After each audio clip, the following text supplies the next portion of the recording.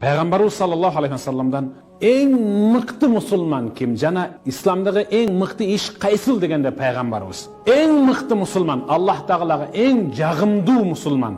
Ал башқа мұсылмандарға, башқа мұсылман еместерге тили менен, қолы менен қорлық көрсетпеген, жала жаппаған, бүліндірбеген, сындырбаған, урбаған, урушпаған, урдабаған, талап тонамаған, теппеген, түкірбеген, бұлғабаған мұсылман деп айтты. Андықтан келгілі. Әл-муслим юәссир ва ла юәссар.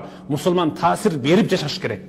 Таасирлен емес башқа күштерден. Біз башқа күштерден таасирленген чорқоқ мұсылман болып атабыз. Біз Европаға, батышқа, бардық өлкөлөргө тартиптүү, қарт тарықты қарытқан, адеп ахлаққа суғарылып қалған ең мықты мұсылман ичинен өзгөргөндүгү үчүн, ичи аң сезим, жан дүйнөсү өзгөргөндүгү үчүн алардын моментип өзгөрүшү оңой болду деп бүлүнтүрбөй өзгөртүп алалы.